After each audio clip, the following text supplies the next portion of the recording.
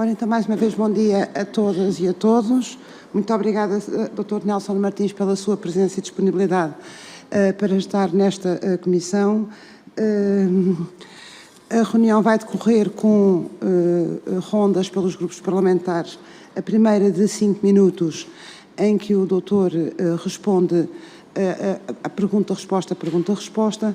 Poderá haver uma segunda ronda de 3 minutos para os grupos parlamentares, em que o doutor responderá no final às questões que durante esse tempo forem colocadas. Queria referir que estamos no âmbito de uma comissão parlamentar de inquérito e que, portanto, de acordo, rege pelas regras do processo penal, o doutor não presta juramento, mas está obrigado a responder com verdade, sob pena de poder cometer o crime de falsas declarações. A primeira ronda começa pelo Partido Socialista. Sr. Deputado João Paulo Correia. Obrigado, Sra. Presidente. Senhores deputados, cumprimento especialmente o Dr. Nelson Martins. A primeira pergunta que queria colocar é que funções desempenhou no Banco Espírito Santo, se desempenhou, e que funções desempenha no Grupo Novo Banco e propriamente no Novo Banco. Ora, então, muito bom dia a todos. Efetivamente, eu fiz a minha carreira no Banco Espírito Santo, portanto, eu entrei para o Banco Espírito Santo em 1995 e, portanto, nos 20 anos que estive, portanto, até 2014, basicamente dividiria o meu percurso em dois momentos. Os primeiros 10 anos na área da organização e direção de projetos, portanto, os primeiros 10 anos ligados a uma fase de crescimento, de modernização do banco, em que muitos projetos, portanto, existiam. Os segundos 10 anos na área da auditoria, em que desempenhei também várias funções, responsável por uma área, portanto não era o diretor coordenador desse departamento. Nos últimos 3 anos desse percurso na área da auditoria, fui o diretor coordenador do Departamento de Auditoria Interna. Portanto, estamos em 2011 a 2014. Essas funções, portanto, agora já no novo banco, continuei a desempenhá-los, portanto, tive 4 anos, portanto, entre 2014 e 2018, junho de 2018, como responsável do Departamento de Auditoria Interna. No momento eu continuo no grupo, mas noutra empresa do grupo, na GNB Gestão de Ativos, onde sou vogal do Conselho de Administração.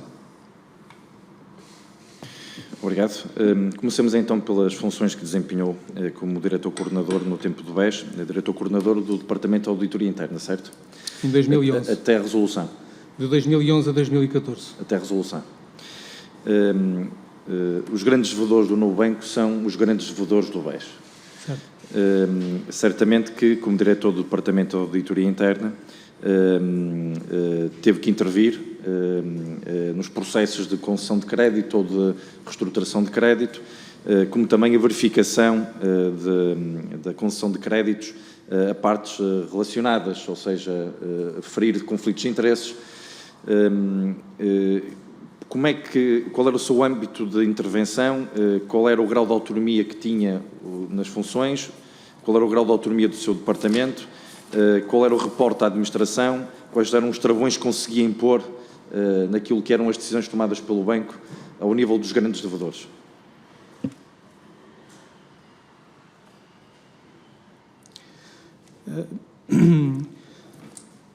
Eu, se calhar, começava por enquadrar aquilo que é o papel da função auditoria interna. Espero não utilizar assim muitos jargões, mas, na verdade, há um modelo que é o modelo que é regulamentar e que é utilizado na banca desde há muitos anos, que é o modelo das 3 linhas de defesa. Portanto, a auditoria interna faz parte da 3ª linha de defesa. Isto para dizer o quê? Que nunca está envolvido, nem pode estar, não só pelas questões regulamentares, digamos assim, ligadas ao setor, mas até pelas normas internacionais da auditoria. Nunca pode estar ligado aos processos de gestão e de decisão.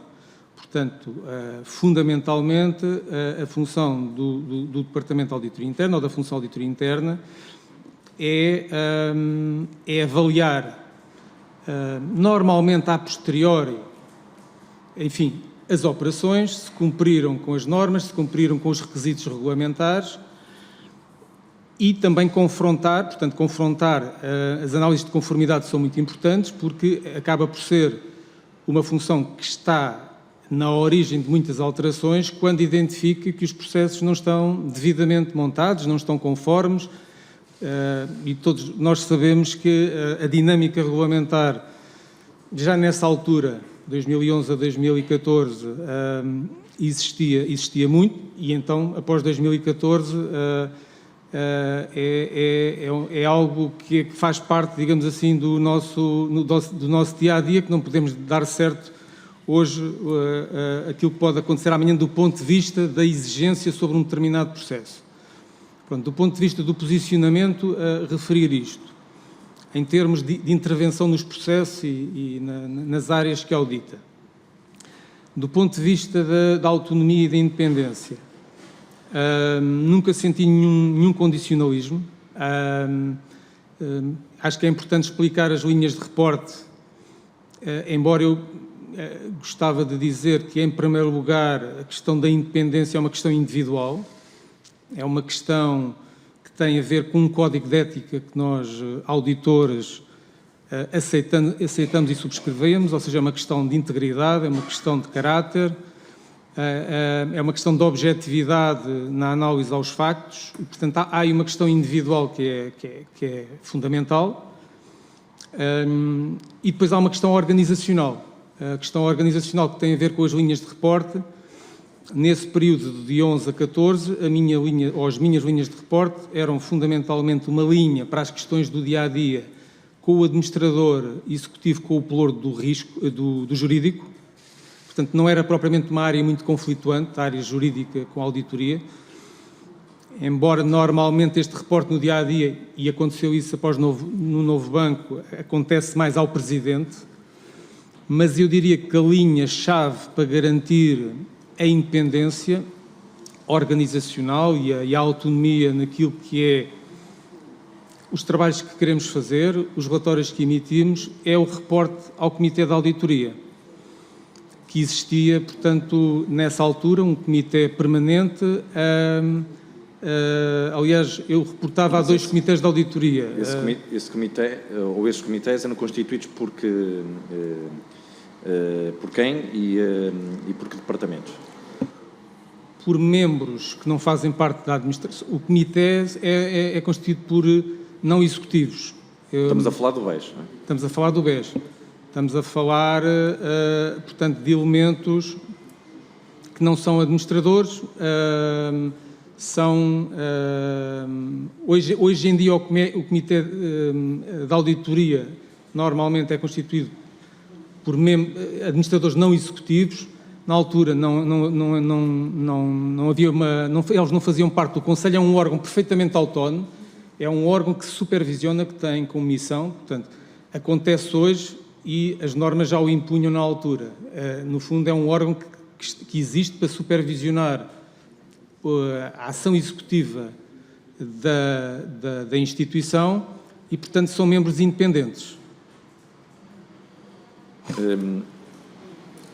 Não fazem parte da estrutura, mas estão permanentes na instituição. Mas, aquilo que eu pretendo perceber é o que é que esteve ao alcance do seu departamento de auditoria interna e das suas funções em concreto para identificar e até reportar aquilo que foram as desconformidades que encontraram, porque certamente encontraram desconformidades, porque nós sabemos, é público, que muitos créditos foram concedidos nos últimos anos, durante o tempo em que foi diretor do Departamento de Auditoria Interna, e muitas reestruturações foram feitas violando as normas mais elementares dos normativos em vigor na altura. Portanto, eu queria lhe perguntar objetivamente se sim e quais.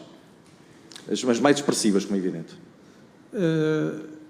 Eu posso Posso, se quiserem, referir alguns casos em particular, para o caso de eu me recordar, deixe-me também dar esta noção de dimensão. Portanto, eu era o diretor coordenador, isto não quero justificar porque estou aqui para dar toda a colaboração, mas nós fazíamos em média, no período de BES, porque o modelo de auditoria era um bocadinho diferente e o grupo era bastante maior, cerca de 300 auditorias por ano, era esse o nosso plano de auditoria, mais cerca de 40 inquéritos de inspeção, são inquéritos de natureza diferente, de apuramento de responsabilidades, fraude interna, portanto, questões de incumprimento grave de normativos, e, portanto, tínhamos um plano com alguma dimensão. O grupo era um grupo grande, as funções de controle do BES tinham também algumas responsabilidades de supervisão da conformidade das funções nas suas subsidiárias, onde existiam funções locais ou havia contratação externa, que acontecia muito. E até era um modelo importante para garantir mais independência, que é não ter numa subsidiária ou numa subsal de 10 pessoas, lá há 2 auditores que estão muito juntos à gestão e, portanto, contratavam-se esses serviços externamente. Isto só para fazer este enquadramento de dimensão. Agora, efetivamente, no nosso plano, tínhamos muitas auditorias de crédito, de risco, e, portanto, fizemos ao longo dos tempos muitas recomendações. Eu dando assim alguns números de cor, em média por ano nós fazíamos no conjunto do grupo BES, portanto, a nossa atuação não era só no BES, cerca de 250 a 300 recomendações de auditoria, o que correspondem a findings que as áreas tinham que corrigir e que tinham que endereçar. Dizendo isto, o nosso papel para aí e, enfim, depois tem que ser feito um seguimento, que é recomendar, corrigir, implementar se não há, e colocar os processos conforme, ou os processos de decisão conforme as regras. Portanto, se consultarem os nossos relatórios, vão ver que nós temos, em várias situações, a identificação desses incumprimentos. Portanto, como é que era feito depois o seguimento? Não é a auditoria que vai corrigir o que está mal. A auditoria diz está mal. Diz a quem? Diz ao Conselho de Administração, em primeira mão ao administrador que tem o pelouro, em sede de Conselho, portanto havia a apresentação de resultados em sede de Conselho, muito ao Comitê da Auditoria, que tinha e que tem uma função fiscalizadora do Conselho de Administração, e depois há uma articulação muito forte também com o regulador e com os auditores externos. O regulador tenho presente, só para não enganar-me na data, mas desde 2009 que havia uma equipa permanente nos grandes bancos, inclusive no BES, portanto uma equipa presencial. Do Banco de Portugal? Do Banco de Portugal. Peço desculpa, não referi. Essa equipa tinha acesso àquilo que pretendia ter acesso. Uma das coisas que tinha acesso... Quem liderava essa equipa do Banco de Portugal? Lembra-se? Sim, penso que era o Dr. Fernando Infante. Portanto, responsável pelo BES em termos de supervisão. E essa equipa foi, digamos, uma equipa residente no BES? No BES. A partir de 2009? A partir de 2009. E esteve até à resolução, ou perto da resolução? E teve até à resolução. E toda a informação que era requerida e solicitada por essa equipa do Banco de Portugal era fornecida pelo BES, e essa equipa lidava diretamente com quem e com que departamento? Com quem eu não consigo dizer exatamente com quem é que lidavam. Connosco, claramente, exigiam que todos os relatórios da auditoria fossem enviados, com a área de risco, claramente, porque houve também reuniões em conjunto. Do que conheço do modelo, articulavam com muitas áreas e deduzo que com a própria administração. Portanto, era uma equipa que tinha como missão fazer a supervisão Eu penso que a equipa chamava-se mesmo Equipa Permanente de Supervisão, penso que era esse o nome. Recordava também o seguinte, que é importante nesse período.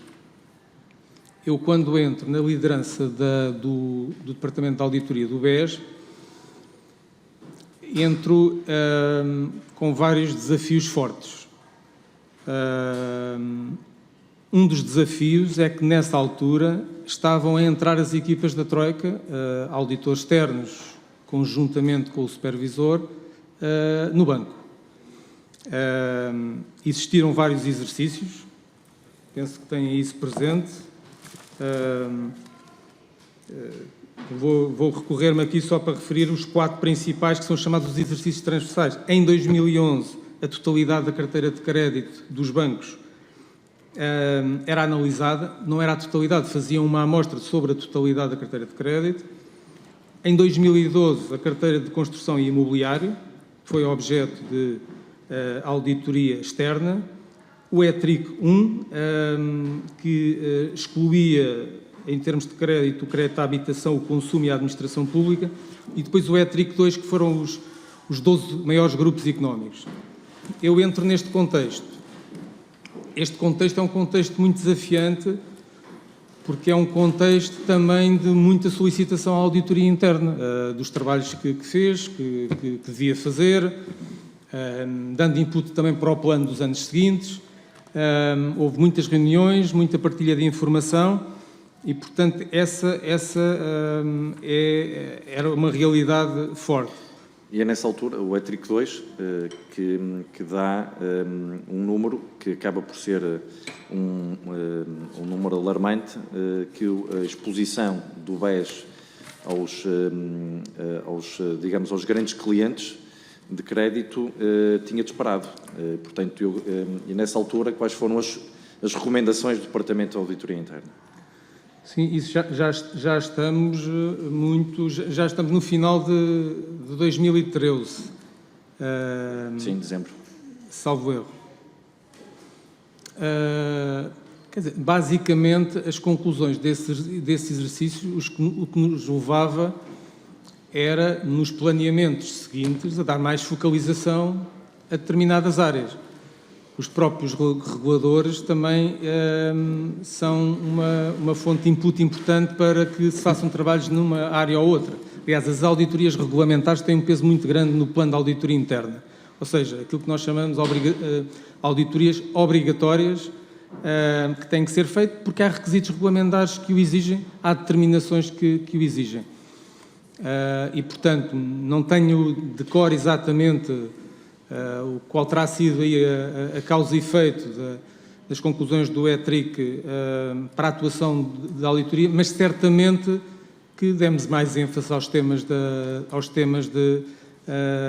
do risco de crédito, sendo que, enfim, isto o tempo foi muito rápido, porque a partir do início de 2014 há uma consciência de que algo, e para nós a auditoria é início de 2014, que há uma consciência forte de que algo de grave se estava a passar. Porquê? Porque a partir daí há uma série de solicitações do regulador para fazer trabalhos diretamente relacionados com a exposição do grupo GES ao banco e um bocadinho mais à frente a implementação de um modelo de governo e de um processo de controle de transações com partes relacionadas. A colocação do papel comercial nos clientes de retalho foi um tema muito solicitado pelo regulador e, portanto, fizemos muito trabalho no primeiro e último semestre, digamos assim, do primeiro semestre de 2014 e o último semestre do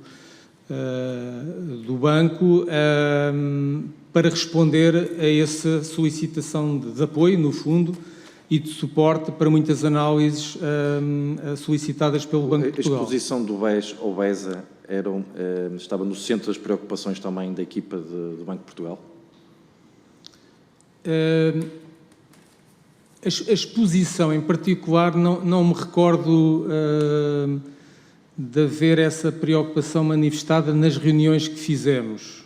Havia uma preocupação quanto à falta de informação, que aliás era, do ponto de vista da nossa supervisão das áreas internacionais, era claramente a subsidiária que nos preocupava mais. Portanto, a nossa missão, a função da auditoria da Casa-Mãe, era exigir um determinado nível de competências e de qualificação e de robustez dos planos às funções locais. Portanto, o BESA tinha uma função local de auditoria, e ainda bem que toca nesse tema, porque outro dos grandes desafios neste curto período de 11 a 14 que tive, para além de toda essa vertente das auditorias externas, foi a monitorização das áreas internacionais. O grupo era muito grande e continuava a crescer. Em 2012, salvo erro, abriu a sucursal na Venezuela, mas no topo das preocupações estava sempre Angola. Porquê? Porque era a subsidiária que mais incumpria naquilo que eram as nossas regras, nossas auditoria, guidelines, na relação, ou seja, era exigido que o plano de auditoria fosse aprovado no BES, nunca o foi, ou pelo menos que viesse ao BES após ser aprovado pelo Conselho localmente e que nós pudéssemos criticá-lo. Portanto, essa oportunidade nunca houve. Nunca tivemos acesso aos próprios relatórios da auditoria, portanto, era sempre informação granular. E o meu processo de ida a Angola, porque foi uma das prioridades, portanto, eu entro em 2011, verdadeiramente o meu primeiro plano construído enquanto diretor-coordenador foi o de 2012.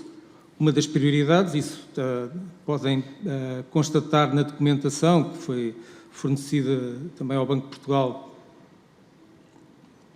e a outras entidades. Uma das prioridades era ir a Angola.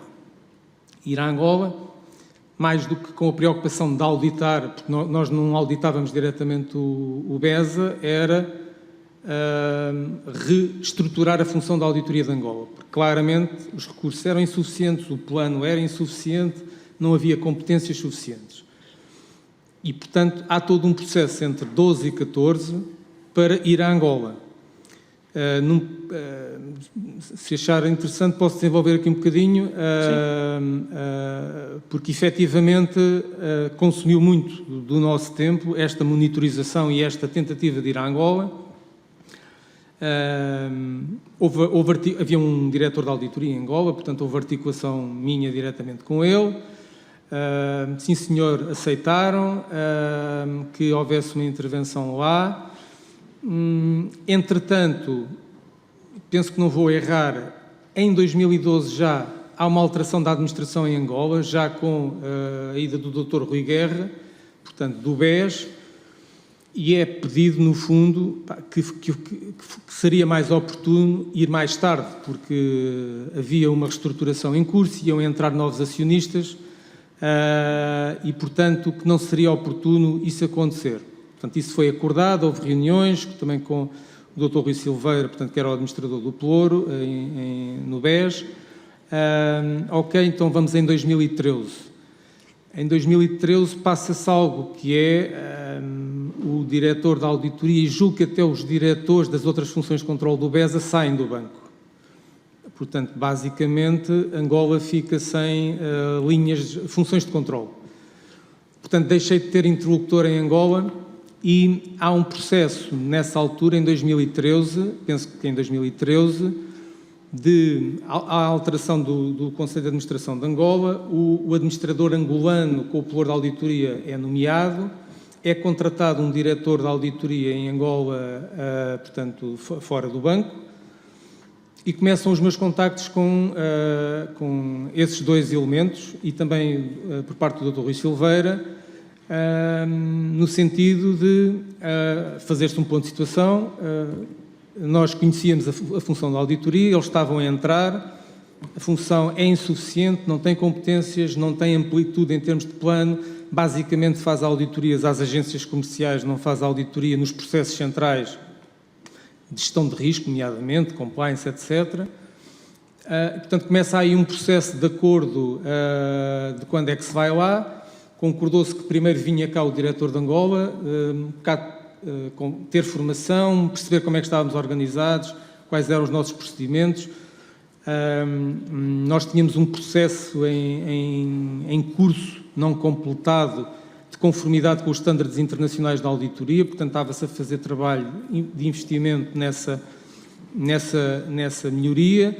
Portanto, houve esse trabalho em Lisboa e é combinada a ida a Angola. Entretanto, já estamos em 2014, eu penso que essa reunião já é no início de 2014 e, entretanto, dá-se a resolução. Portanto, nunca fui a Angola e, portanto, houve este processo de tentativa e, portanto, isto para dizer... E através do revisor externo da KPMG, o Departamento de Auditoria do BES trocava informação com o revisor externo. No seu entender, o revisor externo devia ter manifestado algumas reservas na chamada exposição que era obrigado a tomar enquanto revisor externo? O que eu posso dizer é, falávamos sempre pelo menos uma vez por ano. A articulação nessa altura, eu posso caracterizá-la que era mais de cá para lá, ou seja, no sentido de darmos nós a informação que tínhamos, os relatórios que tínhamos, e menos do auditor externo para o Departamento de Auditoria Interna. Portanto, havia articulação, discutiam-se os temas, não me recordo de haver uma preocupação, digamos assim, dramática sobre Angola. Discutia-se este tema de que Angola efetivamente tinha processos na área central de gestão de risco, compliance, que tinham que ser reforçados. Nós transmitíamos aquilo que sabíamos do ponto de vista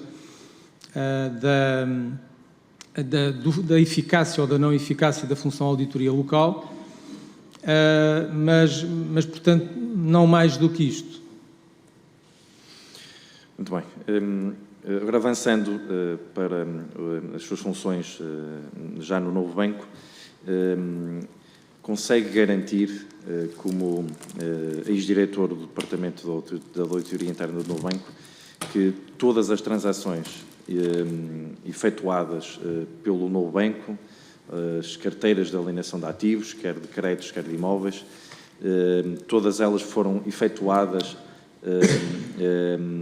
sem, ou seja, não houve nenhuma transação com partes relacionadas? Consegue garantir isso? Vamos ver. As transações... Peço desculpa só para apontar, que eu não apontei, só para não me esquecer.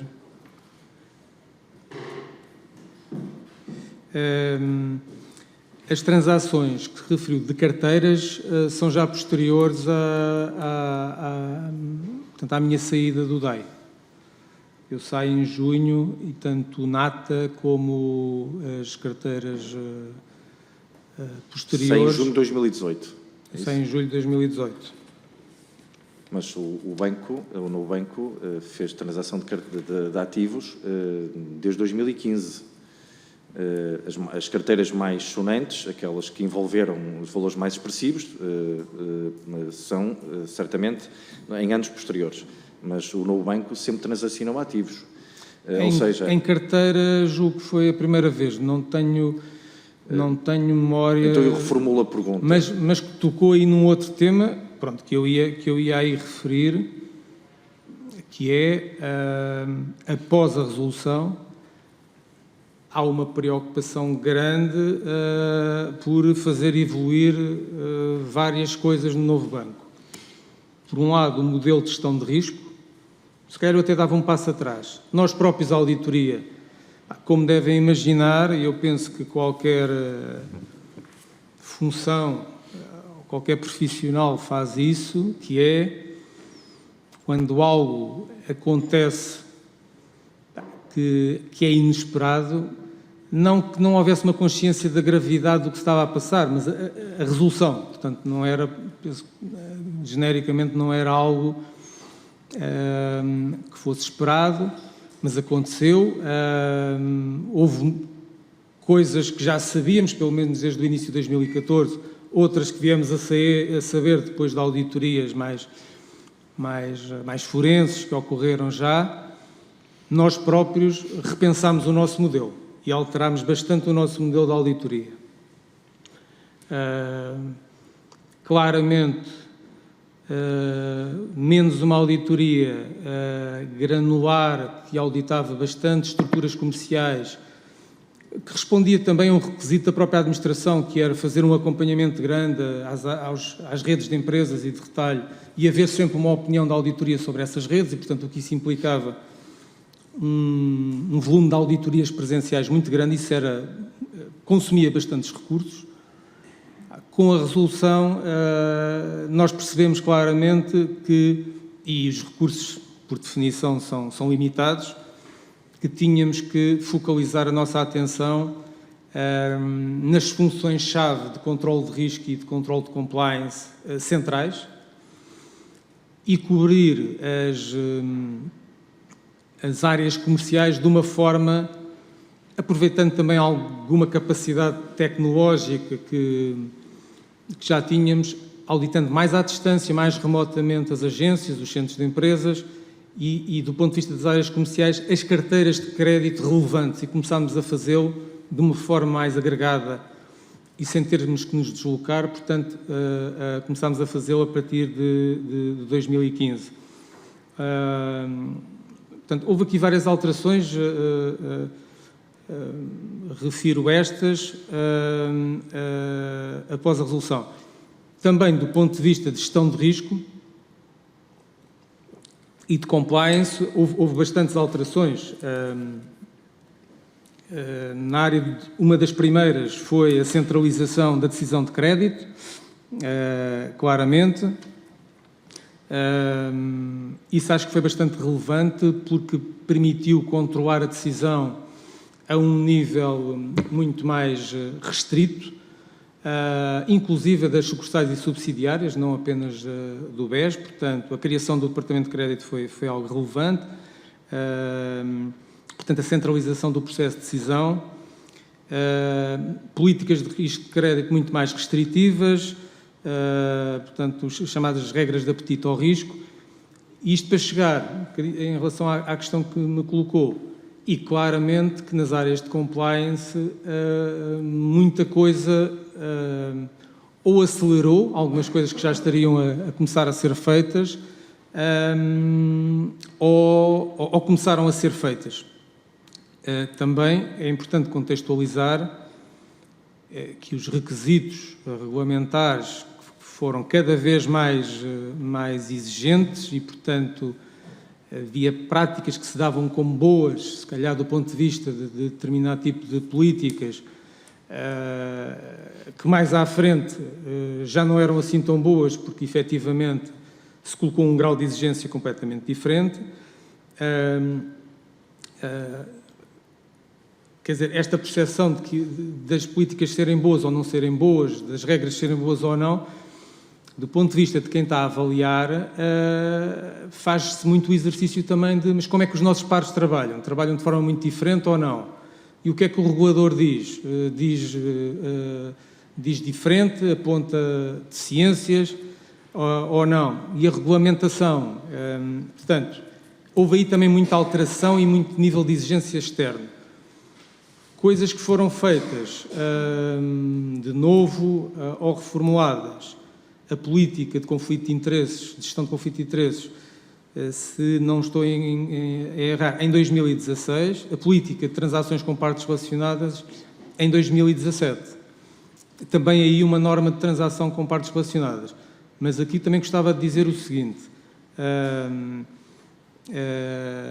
na fase final do BES, o próprio Banco de Portugal mandou implementar um modelo de controle de transações com partes relacionadas que, de certa forma, permitiu que um conjunto de conceitos e de regras, apesar de ter sido necessário depois adaptar, passaram para o novo banco, porque, efetivamente, o que se montou no primeiro semestre de 2014 com uma norma de controle de partes relacionadas, com uma comissão de controle de transação de partes relacionadas, com a intervenção do risco e do Comitê de Auditoria.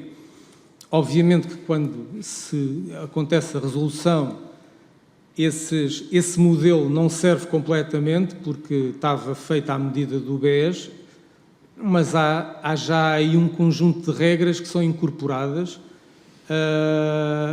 e que são implementadas, apesar da política só ter sido implementada em 2017. A minha questão em concreto tem a ver com o seguinte: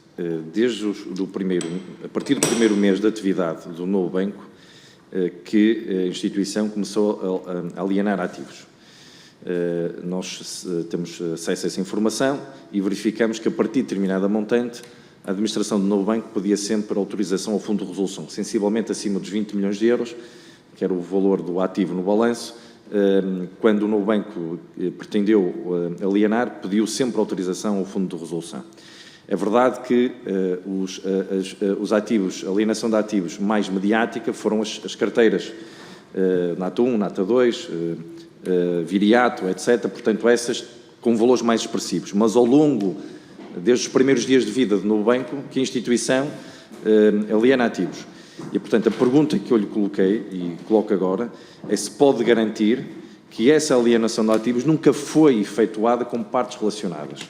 A questão do normativo, nós já temos ouvido aqui, como também ouvimos há pouco, da sua parte, uma descrição de como é que foi a evolução da implementação dos normativos relativamente a partes relacionadas e conflitos de interesses. Mas, acima de tudo, aquilo que nós queremos saber é se alguma vez foi identificado, e se, em primeiro lugar, se havia condições por parte do Departamento de Compliance e também da Auditoria Interna para verificar se alguma transação foi efetuada com partes relacionadas ou não, e se detectaram ou tiveram dúvidas sobre alguma outra transação com partes relacionadas. Certo. Eu não me recordo de nenhuma solicitação em particular sobre uma venda para que a auditoria se pronunciasse. Mas também não tinham que o fazer, porque não é esse o papel da auditoria. A área de compliance, efetivamente, tem duas equipas que analisa contrapartes, uma na perspectiva do branqueamento de capitais e outra na perspectiva de conflito de interesses. Esse modelo também foi melhorando e foi evoluindo ao longo do tempo.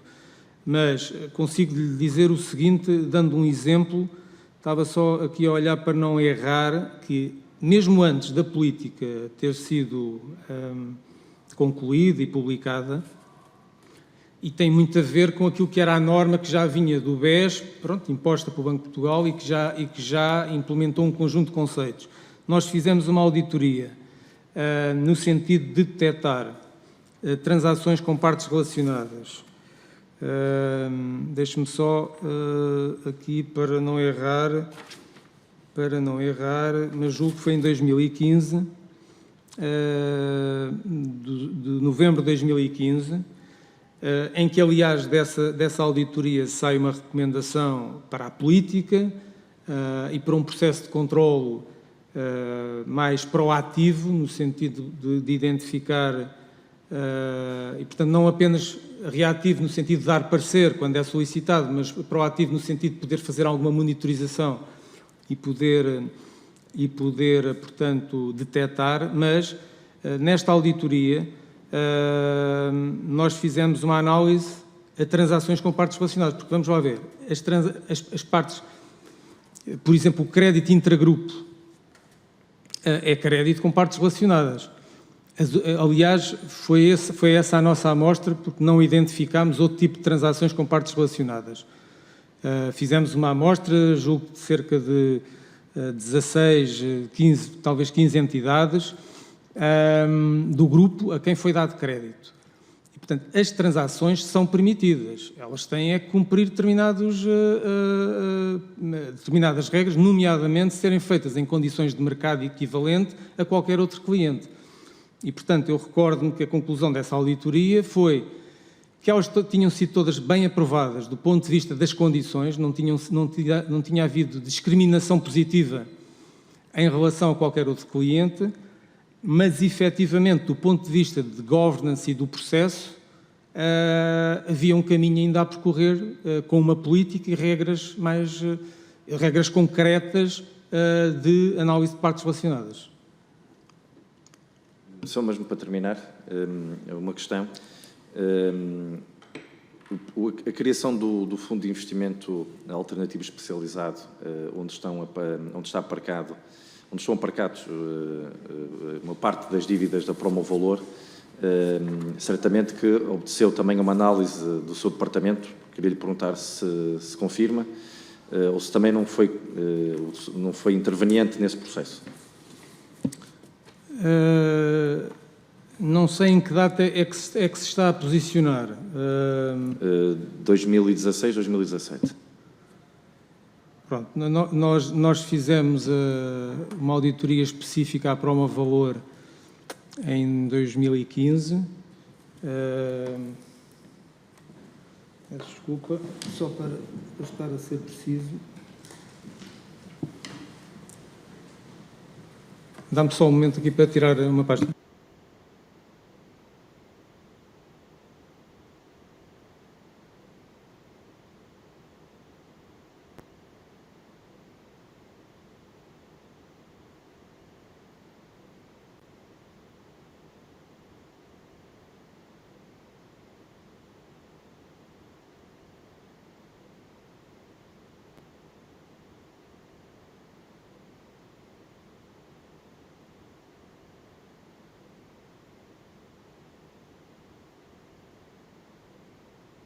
Desculpa. Portanto, nós fizemos especificamente uma auditoria à Promovalor, ao Grupo Promovalor, por se ter considerado de uma outra auditoria que foi feita à estrutura gestora desse cliente, que era um grupo demasiado complexo e grande para fazer no âmbito de uma auditoria normal com uma amostra de 20 clientes, portanto fez-se uma auditoria específica a este grupo. E, efetivamente, o tema da reestruturação via fundos de investimento, colocação de imóveis nos fundos de investimento, estava lá presente. Não tenho agora de memória em concreto exatamente o processo que foi na altura desenvolvido. Existe um dos fundos, penso que é o Invest Fund 7, que ainda hoje que pertence ao Novo Banco, portanto, no fundo, com ativos que foram dados em dação e, portanto, o Novo Banco é o participante desse fundo. Conclui. Muito obrigada, Sr. Deputado Alberto Fonseca.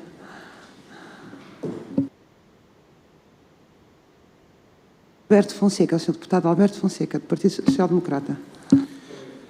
Obrigado, Sra. Presidente, Srs. Deputados, Sr. Dr. Nelson Martins, a quem cumprimento e agradeço a presença aqui. Eu vou começar aqui por duas questões ainda na transição do BES para o novo banco. Em primeiro lugar, uma auditoria em relação ao BESA, à exposição do BES ao BESA. É-nos referido neste relatório da auditoria que o relacionamento era ao nível da administração e que não existia análise de risco por parte do Departamento de Risco Global, nem quanto ao perfil de risco da entidade, nem quanto às operações de crédito que são aprovadas. Aliás, até 2013 não existia sequer uma visão da exposição global nas aprovações que eram feitas. A exposição do BES ao BES aumenta de 2010 para 2014 de 1,4 mil milhões de dólares para 4,4 mil milhões de dólares, com a justificação de financiar a exposição, a expansão da atividade, nomeadamente o crédito que o BES apoiava aos seus clientes. No entanto, se nós formos verificar como se discrimina esta exposição, nós encontramos 1.000 milhões de dólares para regularizar um descoberto do BESA, no BES, 1.000 milhões de dólares para financiar reservas obrigatórias que o BESA tinha que fazer no BNA porque não gerava capitais suficientes para isso, e 1,5 mil milhões de dólares para investimento em dívida pública angolana. Estas operações de crédito eram aprovadas no Conselho Diário Financeiro e de Crédito, que deveriam ter pelo menos 3 membros nas reuniões e por diversas das operações, foram aprovadas apenas com um desses membros. Eu imagino que este relatório tenha sido pedido já pela administração do Dr. Eduardo Stock da Cunha. Aqui não é feita nenhuma referência à questão da garantia da Angola. Perguntava-lhe porquê e quais foram as consequências deste relatório de auditoria. Muito obrigado. Esta auditoria foi pedida ainda pelo Dr. Vítor Bento. Apesar do relatório ter saído já em setembro de 2014,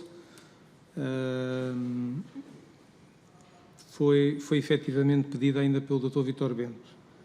Penso que se está a referir ao relatório 119 de 2014, não é? Há de estar na primeira página. Exatamente.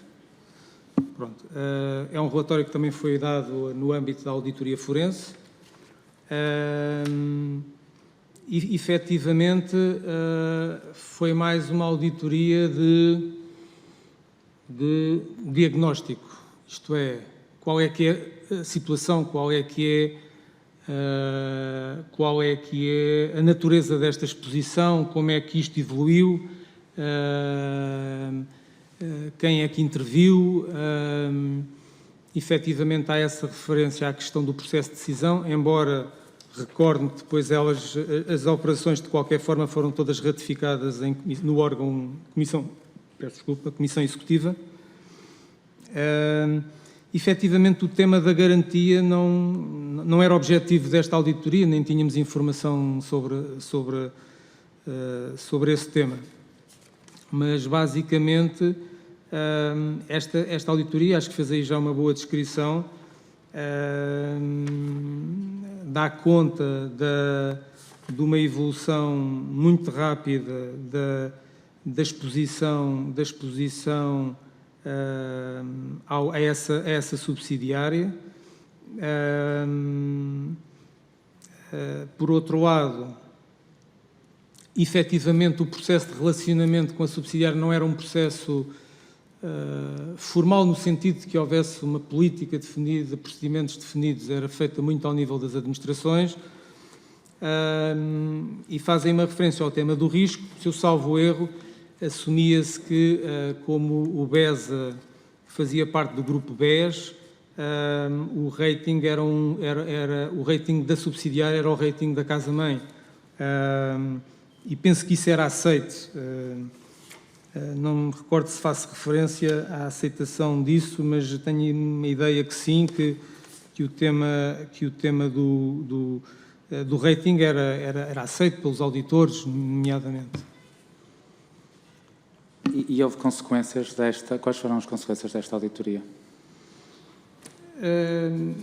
Isto foi mais o input de mais informação que foi dada à administração e também à auditoria forense posteriormente, para fazerem o seu trabalho. Não sei exatamente, deduzo que, por exemplo, algumas conclusões concretas que possam ter sido tiradas da auditoria forense possam também ter bebido, não apenas daqui, mas também desta análise, até porque houve aí vários pedidos de informação, esclarecimentos que foram dados e, portanto, como houve aqui uma auditoria tão específica, tão especializada, os próprios auditores da Deloitte também, no fundo, utilizaram isso como input para a sua análise.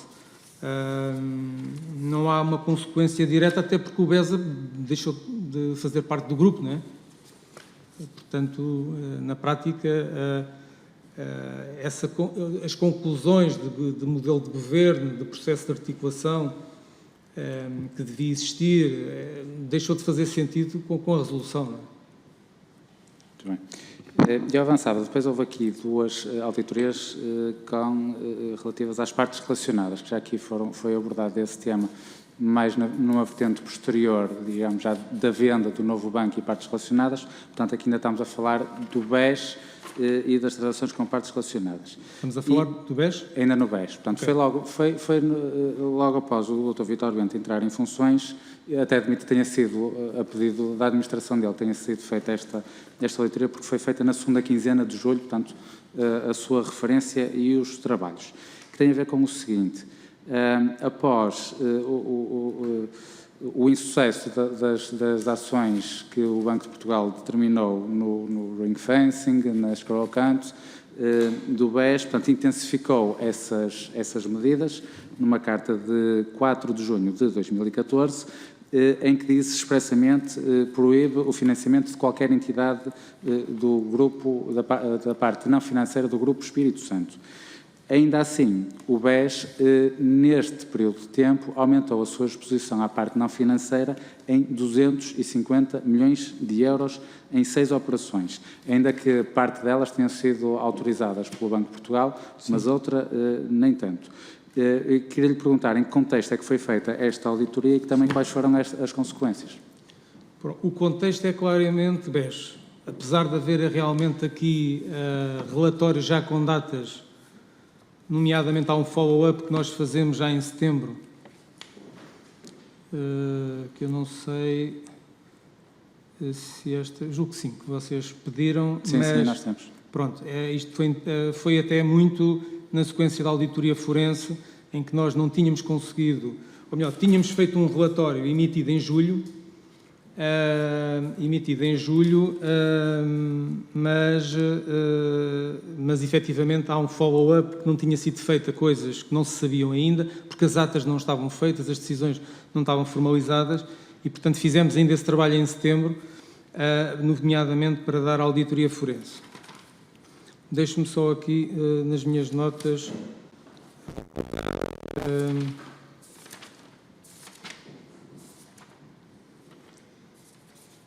recordar o tema das partes relacionadas. Basicamente, o contexto das partes relacionadas, ainda no contexto do BESA, há, em fevereiro de 2014, uma determinação para implementar um processo e um modelo de governo para controlar as partes relacionadas com o BES, portanto, qualquer parte do grupo BES, GES ou Espírito Santo Financial Group. Foi solicitado ao Departamento de Auditoria que fizesse o seu papel de avaliador se as medidas que estavam a ser determinadas pelo Banco de Portugal estavam ou não estavam a ser implementadas. Há um primeiro ponto de situação, portanto, voltando um bocadinho atrás, em março começa a funcionar uma comissão de controle de partes relacionadas. Esta comissão era constituída e presidida pelo Comitê de Auditoria. Março de 2014. Estamos em março de 2014. Portanto, este relatório é a realidade de controle das partes relacionadas pré-resolução, claramente. Apesar dessa data mais adiantada que existe à frente. Há uma comissão implementada, portanto, tem como membros a Comissão de Auditoria, é presidida pelo Presidente do Comitê de Auditoria e também pelo Administrador do Risco, do BES, também com o envolvimento do Departamento de Risco. A nós, a auditoria, foi-nos pedido que confirmássemos que o modelo de governo que foi determinado tinha sido devidamente implementado ou não. Nós fizemos um primeiro relatório para o Banco de Portugal em 2 de junho, é claramente focalizado na avaliação das medidas de governo para o funcionamento dessa Comissão de Controlo de Partes Relacionadas. Se bem me recordo, o tema aí, portanto, ela estava a funcionar, mas ainda havia aí algumas coisas incipientes do ponto de vista da divulgação interna por todo o grupo, do ponto de vista de todo o grupo estar a mandar as operações para essa comissão para decidir. Portanto, havia ainda aí algumas afinações a fazer.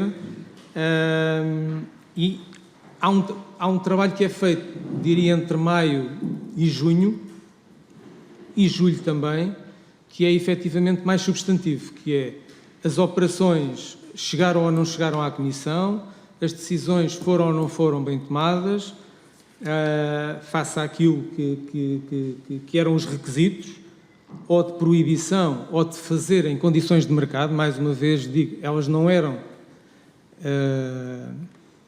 as operações não são, por definição, proibidas, embora nesta altura haviam bastantes proibidas e, portanto, havia essa determinação que referiu há bocado. Efetivamente, o follow-up que é obtido mais tarde para ter uma conclusão mais cabal do que se passou, portanto, permite concluir que dentro das operações que estavam em dúvida e que nós não tínhamos conseguido concluir antes, porquê? Porque não havia, portanto, reparem que aqui o papel não era um papel, o papel da auditoria não era um papel de omnipresente na comissão, quer dizer, não estávamos na comissão a decidir com os membros da comissão. Íamos lá, era na semana seguinte, então que operações é que chegaram, pedíamos a documentação, as atas, portanto, e havia aqui realmente bastante, em julho, tivemos muita dificuldade em tirar conclusões, digamos, definitivas, porque faltava muita documentação, fundamentação para as decisões. Era dito que o Banco de Portugal tinha autorizado, mas onde é que está a autorização do Banco de Portugal?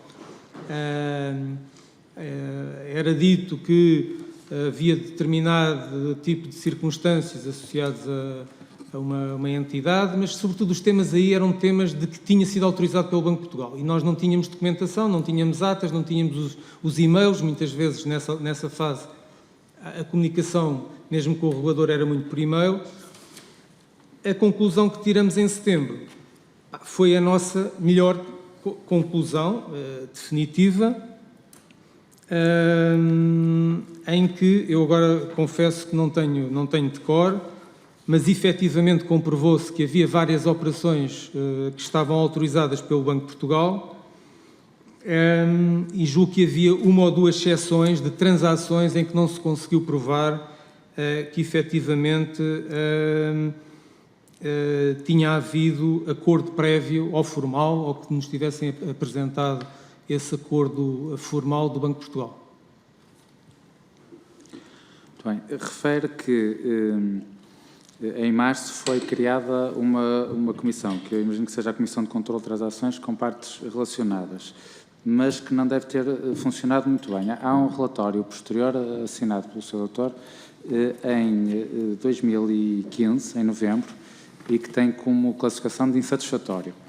E neste relatório percebemos que não existe esta Comissão de Controlo, ou melhor, ela existe, mas não funciona, que não existe um processo formal atualizado e efetivo de identificação prévia, análise e aprovação das transações com partes relacionadas e que, isto recordo, estamos em novembro de 2015, a lista de partes relacionadas está desatualizada já há mais de um ano, já desde maio de 2014 que ela não é atualizada e a informação que consta desta lista é pura e simplesmente a identificação das partes relacionadas sem qualquer informação adicional como o número do cliente, a exposição, qual é, digamos, a relação com o grupo, neste caso já Novo Banco.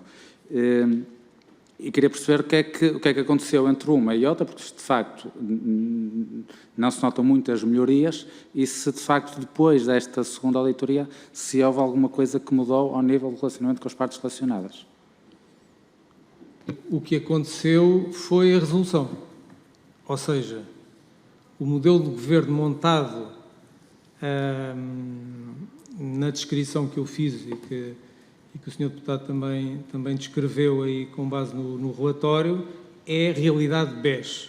Ou seja, é um modelo de governo BES, com a Comissão de Auditoria do BES, com o administrador do BES, e, portanto, com a resolução, eu diria que, naturalmente, ainda que não se tenha perdido tudo, porque houve conceitos e regras que ficaram, como eu dei há bocado um exemplo em que analisámos em 2015 todo o crédito que foi dado intragrupo ao Grupo Novo Banco, dentro das empresas do Grupo Novo Banco, e estavam todas bem aprovadas e em condições de mercado, portanto não se perdeu tudo, mas efetivamente o modelo ficou desatualizado.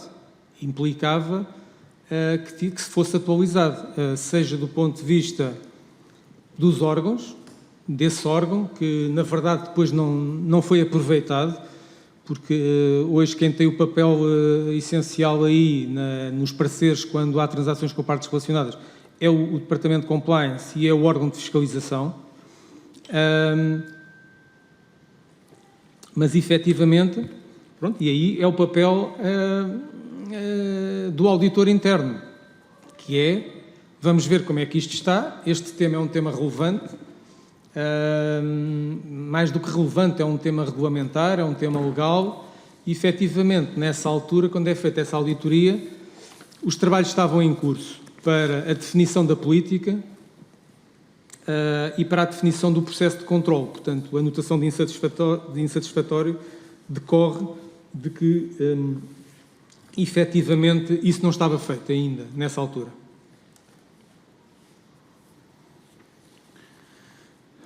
Muito bem, eu vou avançar aqui para a parte que mais me interessava e manifestamente não vou ter tempo suficiente. Queria só, Sr. Presidente, para fazer aqui um pequeno grupo de questões e depois, numa segunda ronda, faria o resto. Tem a ver com alguns relatórios a grupos económicos, um deles o Sr. já referiu à Proma Valor, que foi feita uma auditoria específica, e são relatórios verdadeiramente arrasadores da forma como era concedido o crédito, mas sobretudo também como era feito o acompanhamento dessa concessão do crédito. Por exemplo, do grupo Proma Valor, nós vemos que ocorreram várias reestruturações da dívida, 2009, 2011 e 2012. Por exemplo, em 2009 faz-se uma reestruturação de 50 milhões e concede-se mais 100 milhões de créditos a isto. Em 2012, há a venda do fundo FIMS Oriente, que supostamente era o fundo que ia gerar, libertar cash flows para liquidar a operação de 160 milhões de euros, que é feita essa venda, há um encaixe de 126 milhões de euros e não há qualquer redução nessa exposição. Há, em 2012, uma redução da exposição por esta via em termos globais, mas depois até 2014 sobe exponencialmente em 160 milhões a exposição ao grupo Proma Valor sem garantias reais adicionais. Passamos de uma cobertura de 66%, 64%, para 33% de garantias reais.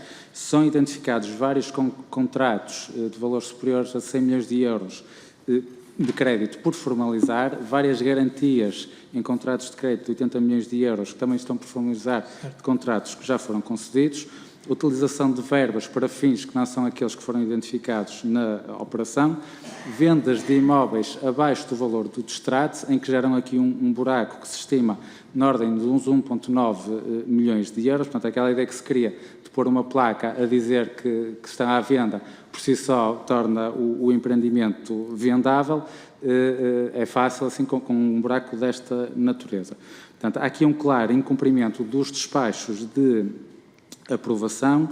Que são concedidas novas operações que são para reestruturar operações antigas, mas sem reforço de garantias e algumas até com aumento do valor. Portanto, há aqui um conjunto, há contas correntes que estão utilizadas no máximo desde 2009, portanto, isto estamos a falar em 2015, e aquilo que lhe queria perguntar, agradecendo a tolerância da Sra. Presidente, é como é que foi possível tudo isto ter sido acontecido, como é que havia tanto falta de controle que permitisse que todas estas situações acontecessem? Pronto, efetivamente, esse foi o nosso diagnóstico, portanto, eu penso que esteve a citar o nosso relatório. Pronto, efetivamente as conclusões foram essas. Nós tivemos o cuidado aí também portanto, o objetivo deste trabalho foi também permitir documentar a administração da altura e as partes interessadas, a área de risco, etc., face àquilo que era a reestruturação que estava a ser pensada e que estava a ser analisada, para que nada faltasse do ponto de vista de informação. Efetivamente, nesse relatório nós também referimos que os riscos que existiam neste grupo foram por várias vezes identificados, seja pelo Departamento de Auditoria, seja pelo Departamento de Risco. Em vários momentos houve recomendações, seja de maior acompanhamento do risco, do conhecimento dos projetos, da finalidade do crédito, seja quanto aos temas das garantias e do reforço de garantias. Esse é um tema realmente relevante, porque foram assinados contratos de crédito e deixou-se, penso que numa base de confiança, as garantias para constituir a posteriori. Não é um procedimento normal no banco. Excepcionalmente ocorria, devidamente aprovado pelo Conselho, só assim, por ser necessário, por qualquer razão, acelerar a disponibilização do crédito e, portanto, efetivamente houve contratos de crédito que se fizeram com garantias por formalizar. Mas é uma boa questão que eu, no fundo, o que eu consigo dizer é nós também identificámos, ou seja, nós também reportávamos. Estes grupos também foram escrutinados pelos exercícios transversais de 2011 a 2014, também é importante que seja dito. Estava aqui, recordo-me ter estado um bocadinho a recordar este tema, porque já tem alguns anos esta auditoria, e antes disto estamos a falar de 2010, 2011, em que foram feitas, salvo erro, nessas datas, isso está escrito no relatório, alguns alertas de risco, mas mesmo do exercício de 2013 do ETRIC 1, houve efetivamente uma recomendação para a subida da taxa de imparidade de 10% para 15%. Portanto, era um grupo que preocupava, haviam recomendações de risco, efetivamente. Não consigo dizer mais do que isto, portanto, a auditoria para no momento em que reporta e a gestão tem que tomar as decisões necessárias para corrigir, não é? E, portanto, efetivamente, esta auditoria já em 2015 conclui que há coisas que não foram corrigidas atempadamente, o que torna hoje a situação de maior risco, porque efetivamente a cobertura por garantias reais é muito baixa, como estava a dizer. Esta falta de controlo e de acompanhamento é absolutamente assustadora. Há aqui um episódio que é surreal. Quando confrontam o Centro de Empresas que acompanha o cliente sobre a falta de formalização de algumas garantias, e eles dizem isto: fomos verificar os contratos e confirmamos com alguma surpresa que os mesmos referem um conjunto de garantias a constituir a posteriori. Por desconhecermos, nada tem vindo a ser feito no sentido de concretizar essas garantias, sendo que algumas delas já não podem ser constituídas. Ou seja, nem quem acompanhava diretamente o cliente tinha sequer consciência de que existiam garantias por formalizar e não havia nenhuma entidade no banco que os obrigasse a cumprir o despacho que tinha sido aprovado anteriormente. Só posso concordar que, efetivamente, haver esse desconhecimento de informação por quem geria, efetivamente, era grave. Do ponto de vista de alguma consequência destas auditorias, muitos dos interlocutores saíram do banco no período pós-resolução e, portanto, também não permitiu outro tipo de atuações. Enfim, há muitos temas que foram pelas várias administrações sendo comunicados ao Ministério Público. Não estou a dizer que este foi, mas a partir do momento em que se identificam situações realmente graves, ainda que se conhecesse o risco, mas não se conheciam, tem a ver com os trabalhos que são feitos, uma gravidade tão elevada em algumas práticas, depois quando os elementos não estão para os confrontar e para perceber, e há coisas que poderiam ser esclarecidas eventualmente com inquirições, como nós também fazíamos, mas isso já não foi possível. Muito obrigada, Dr. Nelson Martins, Sr. Deputado Duarte Alves, do Grupo Parlamentar do Partido Comunista Português. Muito obrigada. Muito obrigado, Sra. Presidente. Cumprimento também o Dr. Nelson Martins. Já foi aqui referido vários exemplos de problemas que foram identificados e que vêm do período do BES, não é? E a minha primeira pergunta, ainda sobre essas auditorias que se reportam a problemas originados no período do BES, é: quando o Departamento de Auditoria Interna tem à sua frente uma situação claramente irregular, ainda relativa ao período do BES, o que é que faz com essa informação para além dos relatórios de auditoria interna? Ou seja, para ser mais concreto, essa informação de irregularidades de créditos dados de forma irregular é passada para o Banco de Portugal e para autoridades judiciais? Para o Banco de Portugal, como eu disse, todo o trabalho da auditoria desde 2009 foi sempre dado. A metodologia a partir de 2015, que foi o início, portanto foi final de 2014, mas na prática 2015 o início da supervisão do BCE, houve aí algumas alterações no processo de articulação, nomeadamente deixámos de enviar por defeito todos os relatórios, mas no fundo o que fazíamos, que no fundo dá origem ao mesmo, que é a lista de tudo o que fizemos, e havia um acompanhamento, e há um acompanhamento muito grande da equipa do BCE ao trabalho que é realizado ao longo do ano, e depois eles vão selecionando, agora enviem-me este, enviem-me aquele, e aqueles que eles pedem são enviados. Para o Ministério Público, sim, nós recomendámos em algumas ocasiões, quando as práticas iam, no fundo, consistiam em práticas efetivamente de tal forma irregulares e suspeitas que já extravasava a nossa própria capacidade, até porque em alguns casos as pessoas já nem estavam. Independentemente das pessoas, a própria investigação de uma área de auditoria interna termina onde o banco acaba. Portanto, ou seja, nós não somos uma autoridade judicial, mas sim houve resultados enviados para o Ministério Público. E estamos a falar de quantos casos no período em que esteve na direção? Estamos a falar, nestes casos do crédito, é a questão. Eu pergunto, a quantos casos é que foram enviados para o Ministério Público?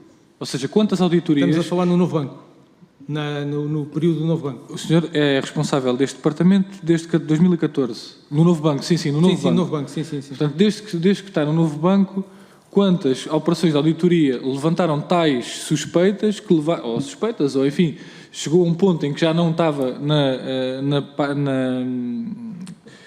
responsabilidade da auditoria interna, mas tinha que ir mais longe, quantas vezes é que foi enviado ao Ministério Público? Claramente, por factos que para nós consubstanciavam matéria suscetível de participação, 2 casos que têm a ver com estes grandes grupos de que se tem falado. E quais são esses 2 casos? Por um lado, o grupo pré-built, e por outro lado, há uma situação que tem a ver com o ativo da Greenwoods. Greenwoods, portanto, que é um ativo imobiliário bastante relevante, que chegou a valer mais de 200 milhões de euros, e que está ainda num fundo e em processo de venda. Qual é o grupo económico? Este é o ativo.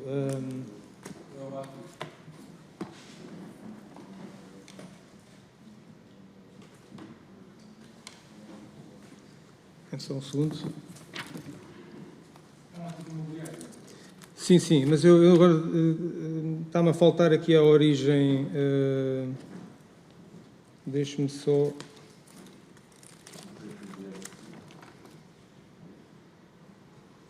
Pronto, isto é um ativo que pertencia a um cliente do banco.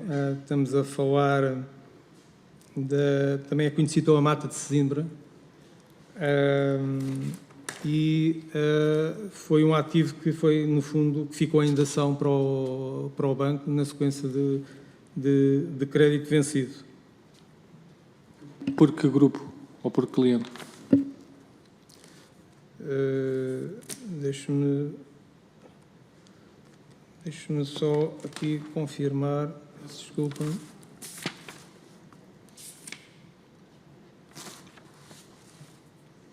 Está-me a vir um grupo, mas estou com receio de não estar certo.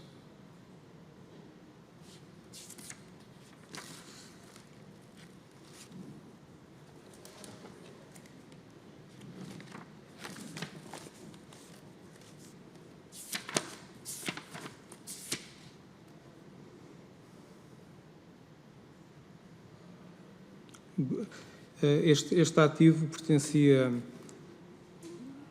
pertencia, por um lado, ao Grupo Pelicano e por outro lado, à ESPART, que pertencia ao Grupo Espírito Santo. E depois de enviadas essas informações ao Ministério Público, houve da parte do lado de lá da Procuradoria-Geral da República algum tipo de procedimento de procura de mais informação? Não tenho conhecimento. Portanto, estará eventualmente a investigação. Não? Muito bem. Eu queria, deixando agora os ativos que vieram do tempo do BES, porque isso é um tema importante, mas penso que também é importante analisarmos as decisões posteriores já feitas pelo novo banco. E, portanto, eu queria reportar-me aqui a uma auditoria do seu departamento e do seu período enquanto responsável do departamento, que é de fevereiro de 2016, a auditoria 111, e que é uma auditoria à avaliação de imóveis, ao Departamento Técnico de Imobiliário do novo banco. E nesta auditoria são reveladas várias fragilidades. É reportada uma insuficiente gestão de riscos do ponto de vista da avaliação de imóveis. Diz-se também que as condicionalidades destas fragilidades não refletidas nas avaliações têm impactos na apreciação e na decisão do crédito e, em última análise, no cálculo das imparidades. Isto é dito nesta auditoria interna. Sim. Nós, enfim, sabemos das dificuldades da avaliação de imóveis. Há uma auditoria interna, portanto, de fevereiro de 2016, que identifica estas fragilidades e, apesar de tudo, nós temos o projeto Viriato, que é o maior projeto, a maior venda de imóveis do país, alguma vez conhecida, são 13 mil imóveis, que gerou perdas de 270 milhões de euros e que se realiza em outubro de 2018. Ou seja, posterior a esta auditoria interna que identifica estas fragilidades. A nossa pergunta era se estas fragilidades se reportam também, e admito que sim pelo volume, a imóveis que estão na carteira do Viriato, e se, tendo em conta estas fragilidades identificadas pela auditoria interna, se avançou de todo o modo para a venda do projeto Viriato, estando presente fragilidades deste calibre que aqui são identificadas. Eu penso que nós estamos a falar de momentos no tempo bastante diferentes. Sim, mas ou seja, a venda é posterior à auditoria sim, onde estão identificados esses problemas. Certo. Portanto, é factual aquilo que referiu. Efetivamente, o resultado foi mau. Foram feitas várias recomendações de melhoria do processo de avaliações de ativos imobiliários que eu, dentro daquilo que consegui informar-vos, estão todos implementados, ou seja, foram sendo implementados ao longo do tempo posterior à auditoria. Hoje não haverá nenhum finding em aberto sobre esse tema. Os ativos não são avaliados uma vez e ponto, ou seja, há fatores ao longo do tempo, há nova informação que exige que eles sejam reavaliados. Também recordo que esta área acabou por ser também reorganizada, porque este departamento hoje já não existe, portanto, houve também uma revisão do modelo de governo e do processo de avaliação. Mas os ativos são reavaliados com determinadas frequências que têm a ver, há também regras regulamentares nessa área, que têm a ver ou com a sua materialidade ou com a sua natureza, o tipo de crédito.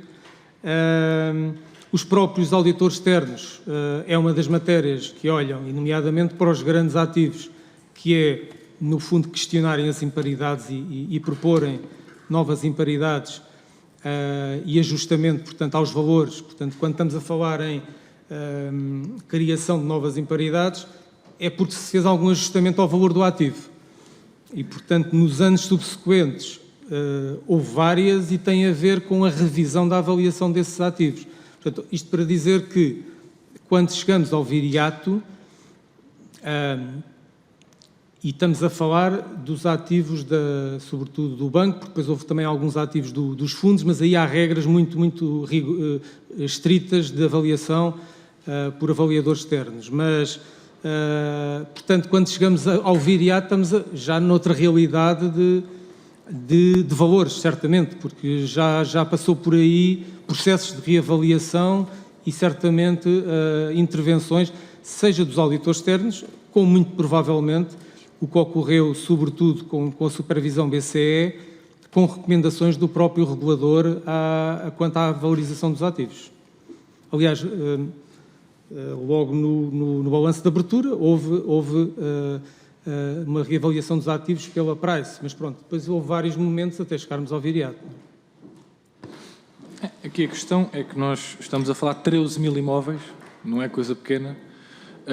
Resta saber que capacidade é que houve entre fevereiro de 2016, quando sai esta auditoria, digamos assim, negativa, como lhe referiu, portanto, que apontou várias deficiências sérias sobre a avaliação de imóveis. E outubro de 2018, em que é concluído o processo de venda, ou seja, ele há de ter começado antes e há de ter sido feita uma negociação bastante antes desta data, se houve tempo para, relativamente a estes 13 mil imóveis, não digo a todos, mas à parte mais substancial destes imóveis, haver, de facto, o cumprimento das recomendações da auditoria interna. Diz-me que o tempo é outro. Não sei se houve tempo suficiente para implementar estas recomendações, tendo em conta os problemas que aqui estavam identificados. Eu não consigo afirmar quais é que foram reavaliados, mas também é importante ter noção que nós estamos a falar de 13 mil imóveis, mas depois há ali um conjunto muito mais pequeno de imóveis que tem um peso grande na carteira. E também não nos podemos esquecer que estamos a falar de perdas de 270 milhões de euros que acabaram por ser suportadas pelos contribuintes, de uma forma ou de outra, ou seja, CCA ou não CCA acabam sempre por ter impacto. E, portanto, importa saber se no momento em que se avança com um projeto desta dimensão, se não valia a pena primeiro garantir, e disse-me que não podia garantir, mas o banco garantir que as críticas que são feitas pela auditoria interna do próprio banco, relativamente à avaliação de imóveis, estavam completamente supridas e não havia esse tipo de falhas.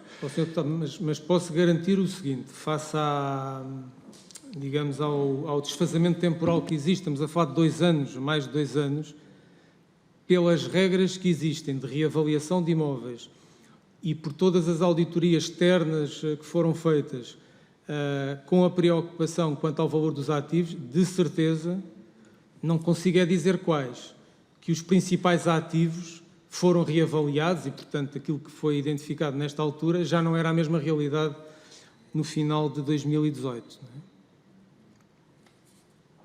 O que é facto é que gerou uma perda significativa para as contas do novo banco, que acabou por ser paga pelos portugueses. Uma última questão. Referimos aqui há pouco as comunicações com o Banco de Portugal e com o Ministério Público relativamente aos resultados das auditorias que iam fazendo, portanto, e referiu que tinha uma lista que enviava e depois o Banco de Portugal ou o BCE solicitava quais as auditorias que eram necessárias para o seu trabalho. Eu pergunto se, do ponto de vista da relação com a Comissão de Acompanhamento do novo banco e com o Fundo de Resolução, se também era enviada esta lista e se a Comissão de Acompanhamento ou o Fundo de Resolução, no papel da acionista ou no papel, enfim, de quem paga as contas da limpeza do novo banco, se o Fundo de Resolução também tinha acesso a esta lista e se também podia pedir alguma auditoria que considerasse mais útil para o seu trabalho, ou o Fundo de Resolução ou a Comissão de Acompanhamento, no fundo, tem a mesma função? Eu não lhe sei responder, simplesmente porque, pela minha data de saída, e não houve nenhum contacto, portanto, eu saí em 30 de 6 de 2018, o contrato CCA foi assinado em 14 de maio de 2018, eu não tive nenhum contacto com a Comissão de Acompanhamento e, portanto, não conheço o modelo de governo que foi implementado. Portanto, não sei se a auditoria interna definiu ou não algum modelo de reporte.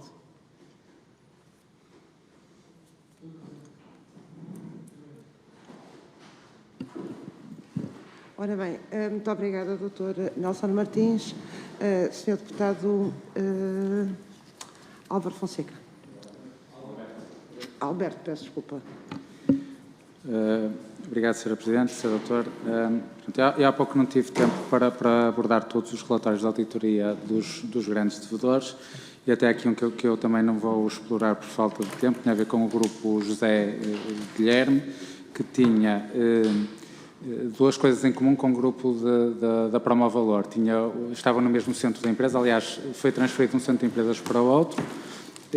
O diretor que acompanhava também acompanhou essa transferência e em ambos era notória a facilidade com que acediam às operações de crédito. Mas há uma grande diferença para o grupo Promovalor, é que no grupo José Guilherme, portanto, está a ser cumprido um plano de reestruturação na íntegra, portanto, as perdas que estão a ser geradas neste grupo devem-se às imparidades, porventura até excessivas, há relatórios que apontam para isso, e não pela reestruturação em si e perdões de dívida. Ainda assim, nesse relatório é feita a referência a algumas letras de favor, eu penso que até são 8 operações, uma das quais com o grupo pré-build de uma letra de 4,6 milhões de euros de 2009, que à data deste relatório, em 2015, o valor ainda ia em 3 milhões de euros. Nós tivemos aqui o Dr. João Gama Leão, que, digamos, a sua teoria, portanto, os seus créditos não eram para coisas, não era para comprar ações, nem para coisas que não existiam, era para financiar a exportação.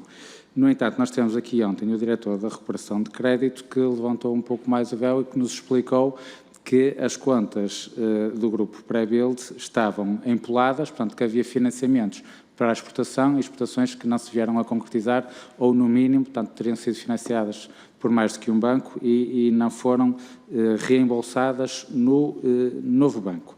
Mas, pela leitura aqui das auditorias que fizeram, percebemos que, além disto ser verdade, isto era do conhecimento da hierarquia que só atuou um ano mais tarde de se perceber que este grupo estava, digamos, a omitir toda a informação e já lá vamos. Eu começava só aqui por uma nota prévia que me parece particularmente grave. Identificam aqui na vossa auditoria que em julho de 2011 foi concedido um financiamento no longo prazo de 20 milhões de euros, com a suposta finalidade de apoiar a consolidação das empresas, o crescimento e a expansão internacional e também suprir o grupo pré-build com meios necessários à reestruturação de empresas adquiridas. Isto era o que estava no despacho. O que é que aconteceu? O dinheiro é acreditado na conta da pré-build, de seguida, por parte do Centro de Empresas, é transferido para a pré-build SGPS e daqui é transferida para a ESI. Portanto, o grupo pré-build entra no capital da ESI com um financiamento do Banco Espírito Santo, cuja finalidade era para a expansão da atividade. Portanto, isto parece-me particularmente grave. E a primeira pergunta que eu deixava, e agora portanto, são as perguntas conjuntas, portanto, responderá no fim, se fizer o favor. A primeira pergunta que deixava era se fez o reporte desta situação ao Banco de Portugal e que conclusões é que daqui surgiram. Depois, sobre o relacionamento global com o grupo pré-build,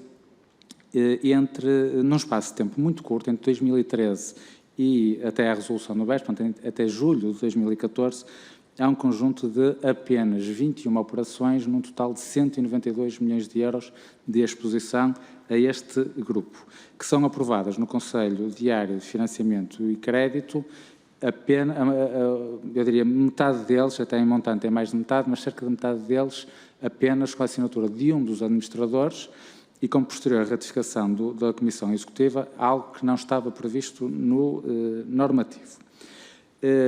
Estas operações visavam o apoio à exportação. No entanto, isto estamos a falar de mais ou menos um ano e meio, mas ao fim de meio ano já se percebe que as operações não estão a ser cumpridas, há pedidos de prorrogação e em nenhuma delas foi obtida nenhuma evidência dos contratos de encomenda nem das adjudicações. Portanto, e só um ano depois disto ser detectado, só em julho de 2014, portanto já muito próximo da resolução, é que é pedido um ponto de situação sobre estas operações. Ao nível das imparidades, elas sempre foram feitas de forma automática e nunca houve, digamos, um tratamento manual, o que me parece inadequado para um cliente desta dimensão e gostava que o Sr. Doutor também se pronunciasse sobre isto. E como é que se justifica? Que tendo a hierarquia conhecimento disto já desde julho de 2013, portanto, logo meio ano depois de iniciar este crescimento da exposição brutal, a hierarquia só um ano depois, portanto, em julho de 2014, é que pediu um ponto de situação sobre aquilo que estava a acontecer. Portanto, dá aqui a entender que, digamos, tudo isto vinha de cima para baixo, portanto, toda a hierarquia, a começar pelo Conselho, pela Comissão Executiva, tinha conhecimento disto, se não era mesmo a Comissão Executiva que dava ordens nesse sentido, e gostava que nos pudesse explicar, por favor, o que é que perceberam deste relacionamento. Muito obrigado.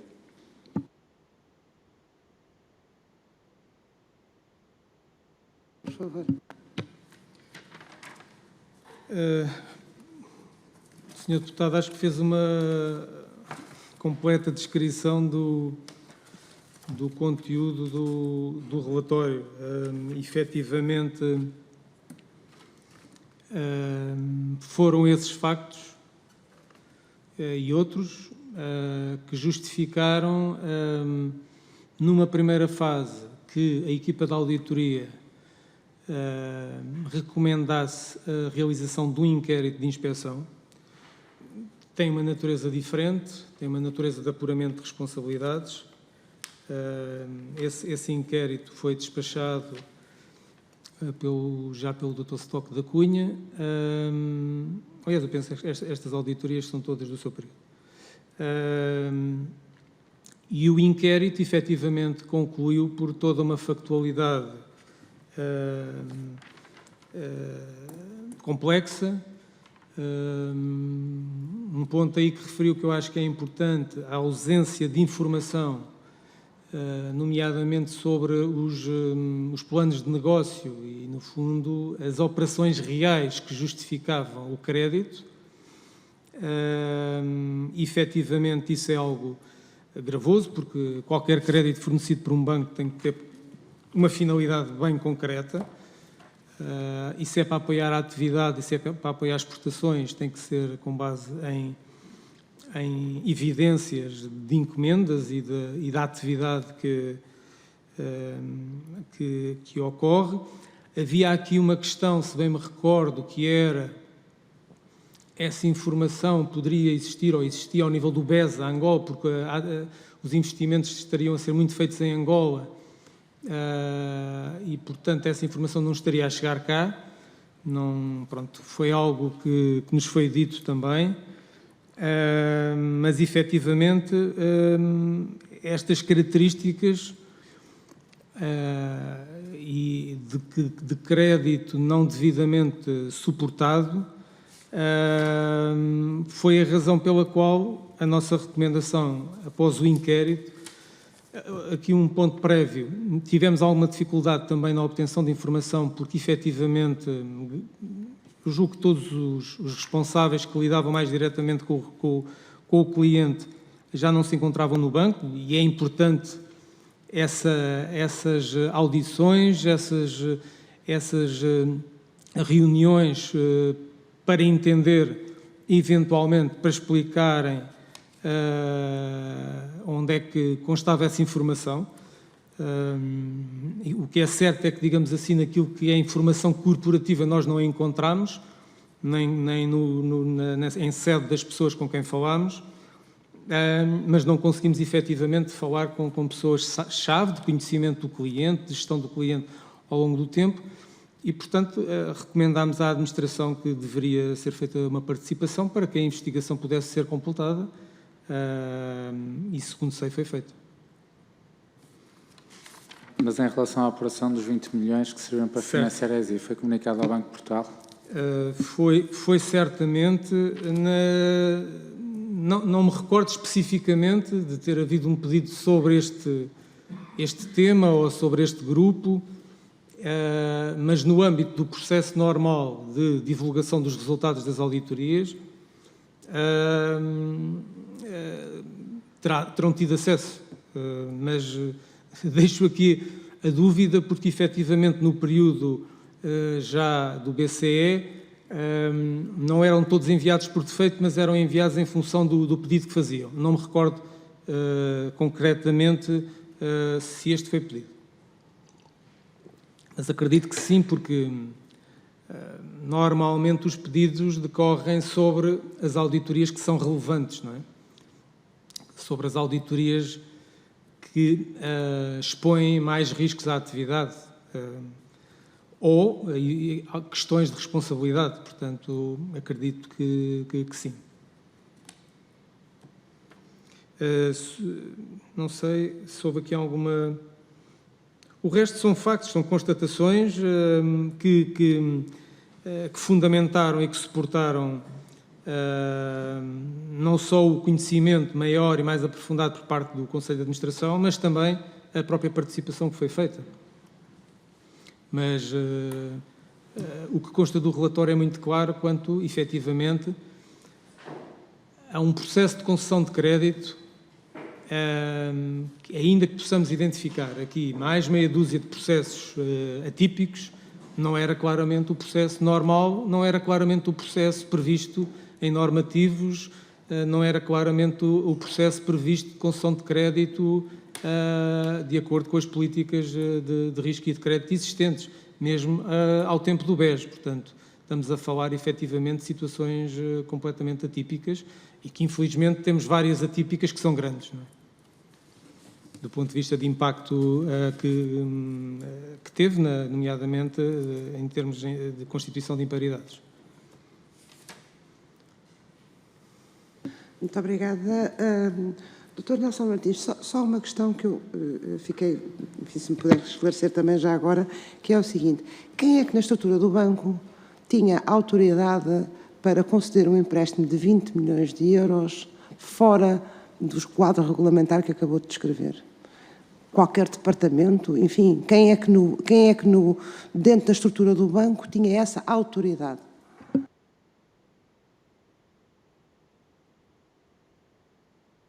Tem que ir a Conselho de Crédito, eventualmente a Conselho de Administração. Portanto, é ao nível da administração.